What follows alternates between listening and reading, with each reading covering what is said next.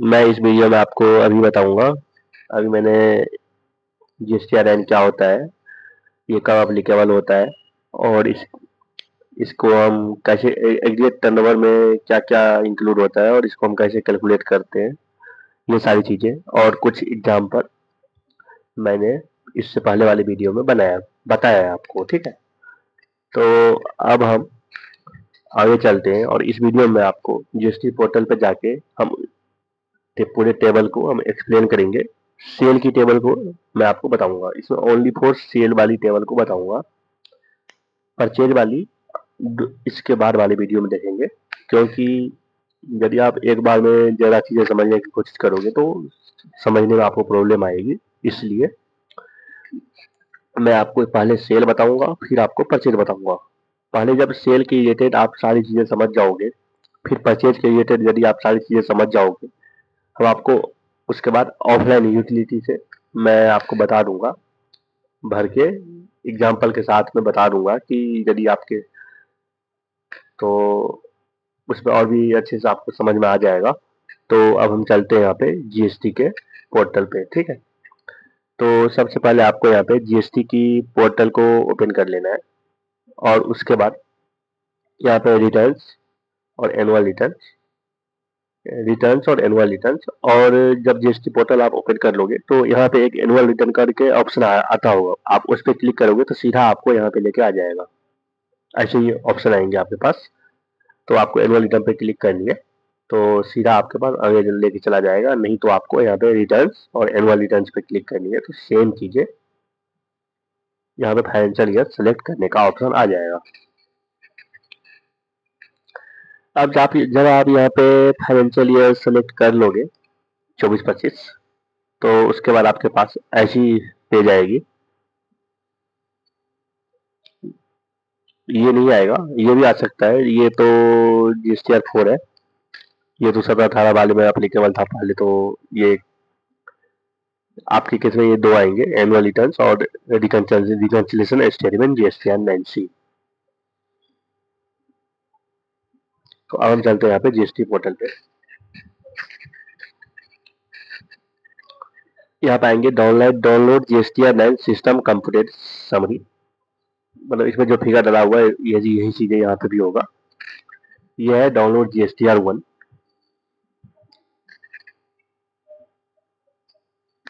और यहाँ पे है डाउनलोड GSTR 3 भी। मतलब इसमें जो GSTR 1 में फिगर आ रही होगी ये पूरे साल की टोटल आ रही होगी, एंड 3B में भी जो आ रहा होगा पूरे साल की टोटल आ रहा होगा। तो यह है टेबल 80 डॉक्यूमेंट।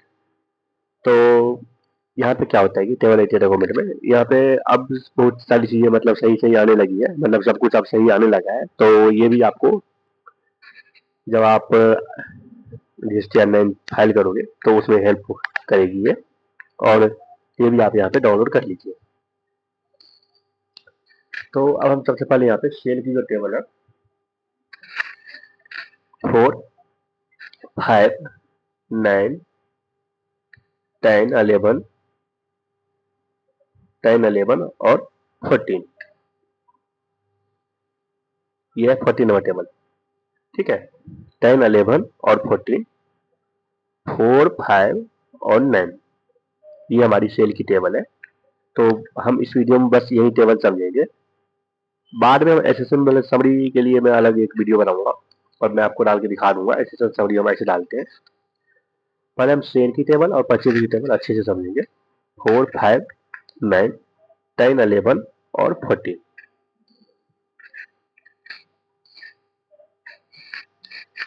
तो हम टेबल नंबर 4 पे चलते हैं।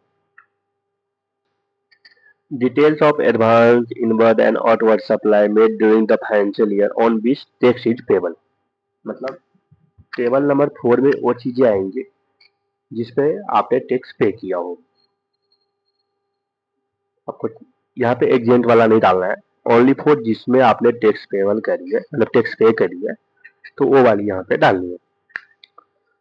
Supply made to unregistered person, मतलब अनरजिस्टर्ड पर्सन को यदि आपने कोई भी सेल किया है तो ये जो फिगर यहाँ पे डली हुई आ रही है ये आपके GSTR 1 से आती है। 3B से क्या आ सकती है यहाँ पे फिगर, तो 3B से नहीं आ सकती, इसलिए नहीं आ सकती क्योंकि 3B में हम मतलब टोटल तो नहीं दिखाते हैं ना। 3B में तो हम यहाँ पे कंसोलिडेटेड दिखाते हैं। तो 3B से ये नहीं आएगी, ये R1 से ही आती है ये डेटा उठ के। तो R1 में जो आपने पूरे साल में दिखाया है वो वाली चीजें यहाँ पे आएगी।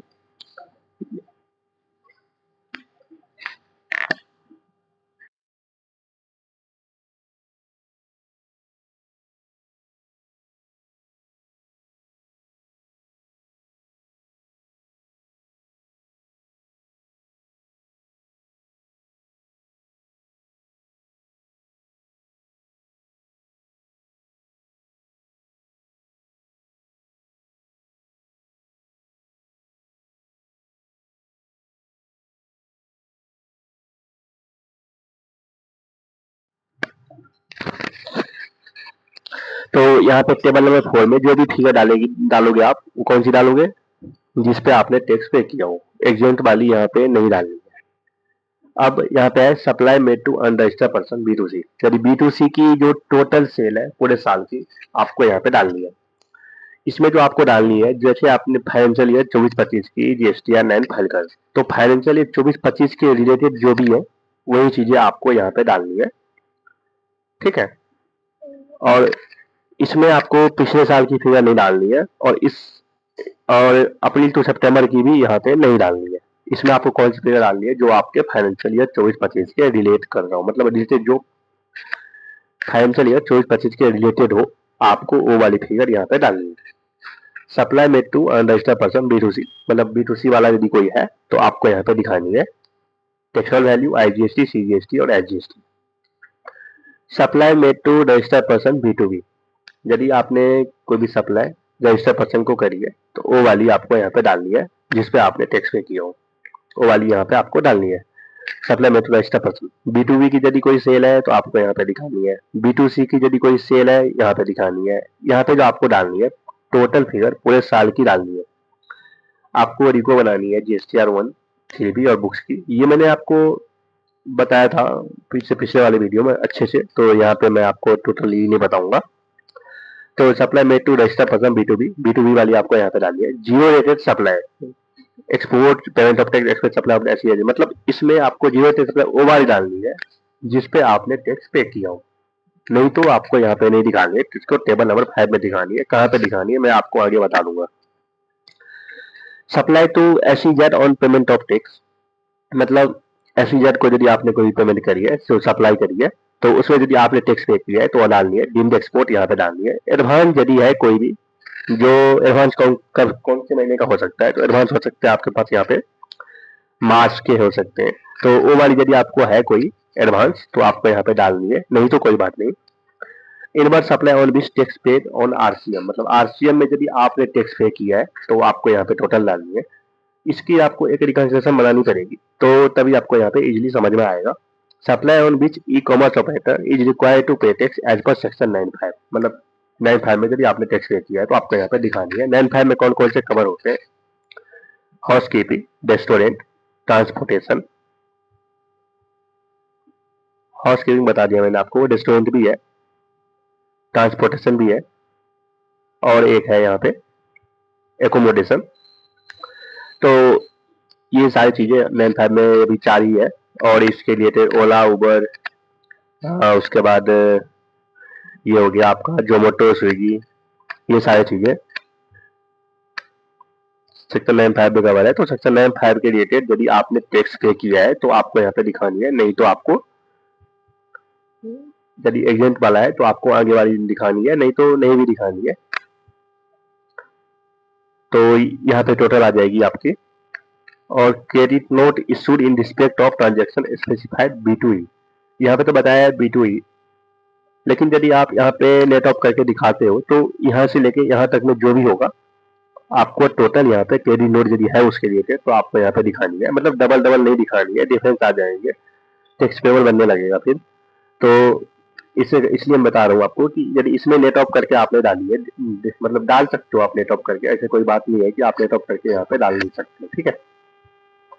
यदि आप नेट ऑफ करके इसमें नहीं दिखाए तो यहाँ पे टोटल ही ले लो, डेबिट नोट है तो डेबिट नोट भी आप ले सकते हो यहाँ पे। और ये supply tax declare through amendment. तो मैंने आपको यहाँ पे बोला था कि इसमें जो आपको फिगर डालनी है टेबल नंबर 4 में, यहाँ पे टोटल डालनी है, मतलब जो फाइनेंशियल 24-25 से रिलेट कर रहा हो, मतलब रिलेटेड जो 24-25 का रिलेटेड जो भी फिगर हो आपको यहाँ पे दिखानी है।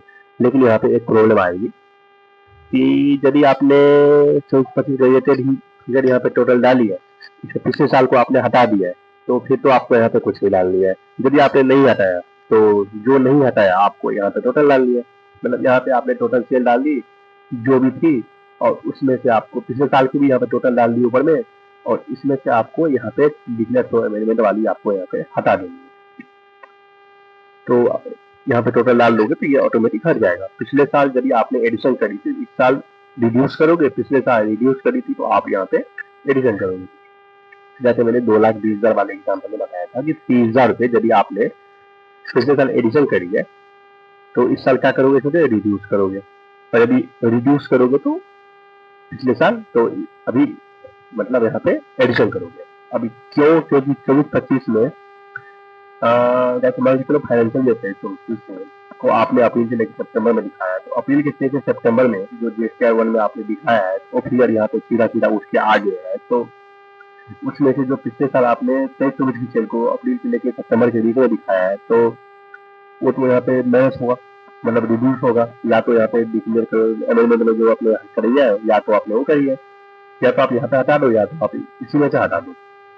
क्योंकि यहाँ पे जो फिगर आएगी टेबल नंबर 4 में ओनली फॉर फाइनेंशियल ईयर 24-25 की आएगी। इसमें अप्रैल से लेकर सितंबर में जो आप आगे 25-26 में दिखाने जा रहे हो वो भी नहीं आएगी, और जो उसके बाद वाले भी है वो भी नहीं आएंगे। मतलब इसमें आपको ओनली फॉर फाइनेंशियल ईयर 24-25 से दिखाना है। ठीक है, अब हम कब तक ले सकते हैं आईटीसी, तो सितंबर के रिटर्न तक ले सकते हैं आईटीसी। यही है ना, रूल तो नहीं है कि सितंबर रिटर्न में ले सकते हैं, या तो रिटर्न इन दोनों में से जो पहले होगा। पहले एक बार 31 दिसंबर मतलब है हमारा जीएसटी की लास्ट डेट, तो इसका मतलब अब सितंबर की जो रिटर्न है उस रिटर्न में जो हमने वो वाली फिगर दिखाई है, मतलब वहीं तक हम आईटीसी ले सकते हैं एज पर 16। ठीक है, तो टेबल नंबर 4 आपको यहाँ पे समझ में आ गया होगा। टेबल नंबर 5 आप बताने जा रहे हैं। ठीक है, टेबल नंबर 5 पे चलते हैं अब। तो टेबल नंबर 5 जो है इसमें details of order supply made during the financial year on which tax is not payable, मतलब जो एग्जेंट वाला है आपको इसमें दिखानी है, जो टेबल वाला है आपको इस वाले कॉलम में दिखानी है। तो टेबल नंबर 5 पे चलते हैं अब। टेबल नंबर 5 में जाओगे तो आपको ऐसी पेज दिखेगी, यहाँ पे आईजीएसटी, सीजीएसटी, एसजीएसटी से इसमें कुछ नहीं दिखेगा, ये ब्लैंक दिखेगा। क्यों? क्योंकि इसमें टैक्स इज नॉट पेएबल, मतलब ये एग्जेंट वाला है। जीरो रेटेड सप्लाई, इस पे आपको पेमेंट नहीं करनी है, मतलब with payment of tax, without payment of tax होता है। सप्लाई टू एसईजेड जो विथआउट पेमेंट, ये जितने भी नाम लूंगा यहाँ पे सारे ये विथआउट पेमेंट वाली है। सप्लाई ऑन टैक्स भी नॉट पेएबल है। नीचे पे रिवर्स चार्ज, आरसीएम में जो टैक्स आप नहीं पे करते हो, आरसीएम में क्या होता है कि एक होता है रिवर्स चार्ज, आरसीएम होता है, एक होता है फॉरवर्ड चार्ज। फॉरवर्ड चार्ज जो होता है नॉर्मल वाली होती है, जैसे हमने सेल करी तो हम टैक्स पे करेंगे, और उसमें क्या होता है कि आरसीएम में क्या होता है कि आरसीएम उल्टा, मतलब टैक्स कौन पे करता है, सप्लायर। आरसीएम में क्या होता है कि टैक्स जो पे करता है होता है रिसिपेंट। आरसीएम में यही होता है। यहाँ पे 9(5) वाली है, एग्जेम्प्टेड वाले, नील रेटेड और नॉन जीएसटी सप्लाई। तो यहाँ पे exempted, nil rated, non GST supply तीनों आ रहे हैं। नॉन जीएसटी सप्लाई जो जीएसटी में की प्रीव्यू से बाहर है, आपको उसकी भी रिजल्ट यहाँ पे दिखानी है, नील रेटेड भी दिखानी है, यहाँ पे सारे ही दिखानी है। ठीक है, उसके बाद credit note issued in respect of transaction specified A to F, यहाँ पे डेबिट नोट, यदि इसमें भी यही है सेम चीजें। यदि आपने इसमें क्रेडिट नोट डेबिट नोट को यदि लेस कर रखा है, यदि मान के चलो जीरो रेटेड सप्लाई है या ये सब है, तो इसमें ये करना आप कि यहाँ पे टोटल ही डाल देना, और जो क्रेडिट नोट डेबिट नोट होगा इसका एग्जेंट वाले का जो डेबिट नोट और क्रेडिट नोट होगा, आपको इसको क्या करनी है कि यहाँ पे लिखनी है, जैसे कि यहाँ पे टोटल अमाउंट डाल देनी है। डेबिट यहाँ पे होगा क्रेडिट नोट तो ये होगा, डेबिट नोट है तो ये रहेगा। ठीक, और ये अमेंडमेंट वाला है, मतलब टेबल नंबर 4, टेबल नंबर 5, ये है टेबल नंबर 5। टेबल नंबर 5 में वही चीजें जाएगी जो फाइनेंशियल ईयर 24-25 के रिलेट कर रहा हूँ, मतलब 24-25 के रिलेटेड हो, ठीक है। तो 24-25 तो इसमें पिछले फाइनेंशियल ईयर की जो होगी वो चीजें हट जाएगी। इससे आगे वाली भी होगी जो अप्रैल से सितंबर तक की जो फाइनेंशियल ईयर 24-25 की सेल है, जो आपने अपने अप्रैल से लेकर सितंबर 2025 में करी है, तो उसको भी यहाँ पे नहीं डालना है। उसको कहाँ डालना है मैं आपको आगे बताऊंगा। तो ये आपको यहाँ पे समझ में आ गया होगा। अमेंडमेंट वाली है और रिड्यूस वाली है, जो पिछले साल करी थी उसको यदि हटा के आप रखेंगे या कोई अमेंडमेंट वाला है तो आपको यहाँ पे डालनी है। बाकी टोटल करके यहाँ पे आप डाल दोगे। नेट ऑफ करके यदि आप यहाँ पे डालते हो तो आपको यहाँ पे नहीं दिखानी है, तो डबल डबल प्लस माइनस हो जाएगा और ये सब ऑटोमेटिक यहाँ पे कैलकुलेट कर लेगा। तो मतलब टेबल नंबर 5 मैंने आपको बता दिया कि जो एग्जेंट वाले होते हैं उसको हम टेबल नंबर 5 में डालते हैं, जो टैक्सेबल होते हैं उसको हम टेबल नंबर 4 में डालते हैं, ठीक है। बाकी इसको मैं ऑफलाइन यूटिलिटी से हम कैसे फाइल करते हैं इसके भी मैं बता दूंगा, एग्जाम्पल के साथ बता दूंगा, जिससे कि आपको इजीली समझ में आ जाए। टेबल नंबर 455 की जो बैफरकेट करके डालते हैं उसको हम डालते हैं टोटल 9 में। तो 9 में हम पहले चलते हैं, उसके बाद आपको यहाँ पे समझ में आएगा। आप ये वाला फिगर को नोट कर लीजिए, जो यहाँ पे 872,865 4367891 4367891 जो यहाँ पे ये फिगर आ रही है, आपको ये फिगर को ध्यान में रखना है। और मैं अब चलता हूँ यहाँ पे टेबल नंबर में क्या लिखा हुआ है, details of tax paid as declare in returns filed during the financial year. तो यहाँ पे तो बहुत सारे कॉलम आपको यहाँ पे हाइड दिखेंगे, जिसको आप यहाँ पे चेंज नहीं कर सकते हैं, ठीक है। यहाँ पे आपको वो वाली फिगर डालनी है जो टोटल डालनी है, जो पूरे साल की IGST की फिगर है, CGST की यहाँ पे डालनी है, HGST की यहाँ पे डालनी है। जो मैंने आपको बोला था अमाउंट ध्यान में रखने के लिए, वही अमाउंट यहाँ पे है टोटल। अब ये फिगर सीधा सीधा R1 से उठ के आती है। तो यहाँ पे आपको एक चीज देखनी है, जो यहाँ पे फाइनेंशियल ईयर 23-24 में की फिगर यहाँ पे आ रही है, 23-24 मतलब 23-24 की फिगर जो अप्रैल से लेकर सितंबर में दिखाया है, आपने रिटर्न्स में दिखाया है, वो भी यहाँ पे आ रही होगी। तो उसको आपको यहाँ पे हटा देना है, भले ही ये रेड हो जाए, उससे कुछ फर्क नहीं पड़ता। जो फाइनेंशियल ईयर 24-25 के रिलेटेड है वही वाली वैल्यू यहाँ पे डालनी है। इंटरेस्ट रेट भी यहाँ पे ऑटोमेटिक कैलकुलेट कर लेगा। यदि इंटरेस्ट रेट भी कम हो सकता है यदि वो पिछले फाइनेंशियल ईयर 23-24 के रिलेट कर रहा हो, तो आपको यहाँ पे मतलब रिकन्सिलेशन आपको बहुत अच्छी से करनी है। यदि रिकन्सिलेशन आप अच्छी से नहीं करोगे तो यहाँ पे समझ में आपको नहीं आएगा। यहाँ पे बहुत सारे कॉलम आपको हाइड मिलेंगे। यहाँ पे IGST की टोटल, CGST की टोटल, HGST की टोटल, सेस की टोटल, यहाँ पे सारे टोटल आते हैं। मतलब 459 की में आप वहाँ पे दिखा 4 में दिखाते हो, 5 में दिखाते हो। 5 में तो टैक्सेबल दिखता ही नहीं है, 4 में दिखता है। 4 की टोटल जो टोटल होगी वो यहाँ पे आपको डालनी है। जो आपने 4 नंबर में दिखाया है वही चीजें आपको यहाँ पे टोटल डालनी है। आपको इस चीजों को ध्यान में नहीं रखना कि यहाँ पे आपने हमें ऐसे पेज थ्रू ऐसे ऐसे लिखा आ रहा है कुछ भी।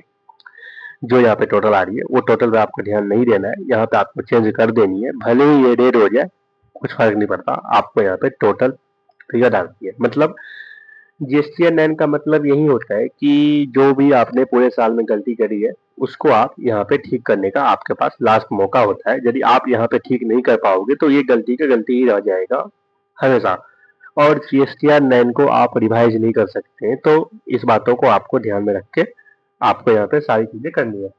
तो यहाँ पे आपको 4, 5 और 9 टेबल नंबर आपको यहाँ पे समझ में आ गया। 10, 11 और 14 टेबल नंबर 10, 11 पे चलते हैं। तो टेबल नंबर 10 में आपको यहाँ पे वो चीजें डालनी है जो आपने अप्रैल से लेकर सितंबर तक में जो आपका है टोटल। अप्रैल से लेकर सितंबर में जो भी फिगर आती है आपको यहाँ पे दिखानी है, अप्रैल से लेकर सितंबर वाली। यहाँ पे आपको टोटल हाथ से डालने पड़ेंगे क्योंकि यहाँ पे ऑटोमेटिक नहीं आएगा, क्योंकि सिस्टम को नहीं पता होता है कि ये ऑटोमेटिक यहाँ पे आए, तो आ नहीं सकता है यहाँ पे। तो इसलिए आपको यहाँ पे टोटल, यदि टोटल वैल्यू यहाँ पे taxable value, total IGST, total CGST, total SGST, यहाँ पे भी यदि आपने रिड्यूस करी है तो यहाँ पे डालनी है। यदि आपने मतलब टोटल आपने यहाँ पे प्लस है यहाँ पे माइनस है, ठीक है। एडिशन करिए यहाँ डालनी है, रिड्यूस करिए यहाँ पे डालनी है। जो आपने अप्रैल से लेकर सितंबर में दिखाया है उसकी टोटल आपको यहाँ पे डालनी है। 10, 11 में IGST, CGST, SGST टोटल आपको यहाँ पे दिखानी है। आपको ये समझ में आ गया होगा, इसमें ज्यादा कुछ है नहीं। जो अप्रैल से लेकर सितंबर तक में आपने सेल की है, फाइनेंशियल ईयर 24-25 की सेल जो आपने अप्रैल से लेकर सितंबर तक में करी है, उसको आपको यहाँ पे दिखाना है, ठीक है।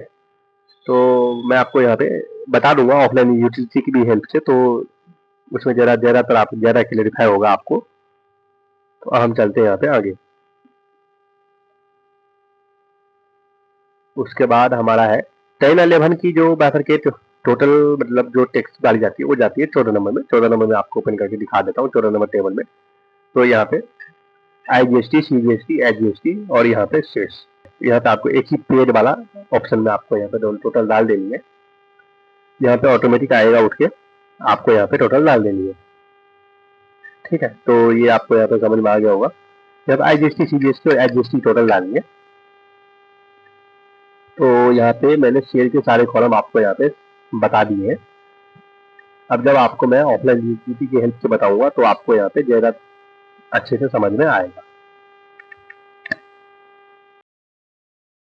टेबल नंबर 4 मैंने ओपन कर रखा है और मैंने आपको बताया था, क्या क्या बताया है कि टेबल नंबर 4 में वो वाली सेल जाएगी जो हमारा फाइनेंशियल ईयर 24-25 के रिलेटेड हो।